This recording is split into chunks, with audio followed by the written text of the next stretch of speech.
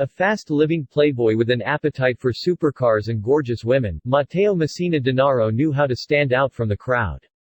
Yet for 30 years, the man often called the Sicilian mafia's boss of bosses has somehow evaded a frenzied manhunt, once joining El Chapo and the successor to Osama Bin Laden in the list of the world's 10 most wanted fugitives.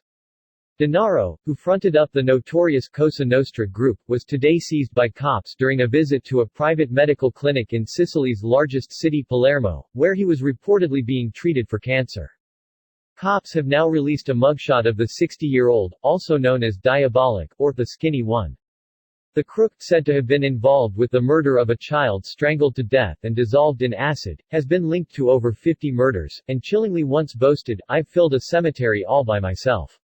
A notorious womanizer, Denaro is thought to have had a harem of lovers and left a string of illegitimate children behind.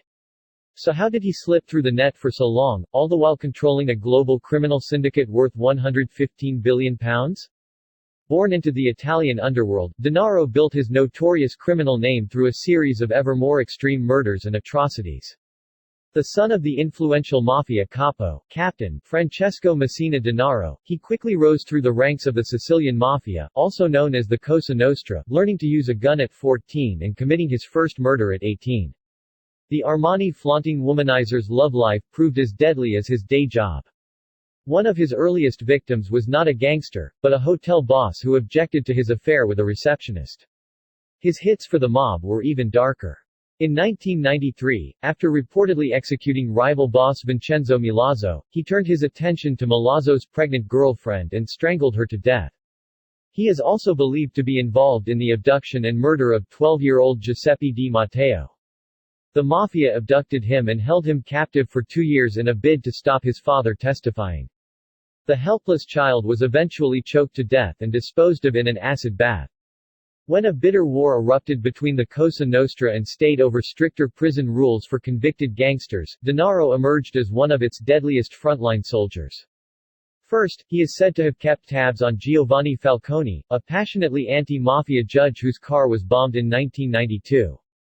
Alongside brutal hitman Giovanni Brusca, who boasted of single-handedly committing up to 200 murders, he is accused of carrying out a horrific bombing campaign across Florence, Milan and Rome. 10 were killed and 93 injured during the attacks on some of Italy's most historic monuments, and Denaro was forced into hiding. He now faces a life sentence for his role. Life underground didn't hinder Denaro's rising prospects. After the reigning boss of bosses Leoluca Bagarella was arrested in the aftermath of the bombings, new boss Bernardo Provenzano took the young prodigy under his wing, increasingly referring to him as his nephew. Despite often being described as the last Mohican of the old mafia, Denaro has been credited with bringing the syndicate into the modern day. Uniting the historically scattered clans around the city of Trappiani, he established fresh connections with Colombia's rampant cocaine cartels. Much like his counterpart Pablo Escobar, he envisioned himself as a folk hero to the city's residents as business boomed. What you hear all the time in town, and on blogs, is how the mafia gives work and the government takes it away, Francesco Garofalo, a member of anti-mafia group Libera, told The Guardian. There are people here who would like to see Messina Denaro appointed mayor. Among some of the mafia's oldest members, however, his rampant affairs, which saw him father a daughter in 1995, raised eyebrows. Avoiding phones or the internet, Denaro communicated chiefly through handwritten notes known as pizzini, moving from house to house through a swelling network of loyal followers and adoring citizens.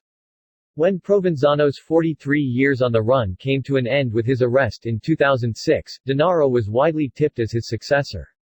Provenzano's death in 2016, followed by that of influential Godfather Toto Riina the next year, cemented his position at the very top of the Cosa Nostra. £2.5 billion ghost. Hot on Denaro's tail was an elite team of mafia hunters called the Caturandi, who have snared some of Italy's biggest crime bosses. In 2017, the net tightened as 200 officers searched caverns and bunkers around Castelvetrano, believing he was living a Bin Laden-esque fugitive lifestyle below ground. Yet with every manhunt, he remained a ghost, until now. Astonishing video today shows crowds applauding and cheering the Carabinieri police in the streets of Palermo following Denaro's arrest. After 3 decades, they have finally got their man.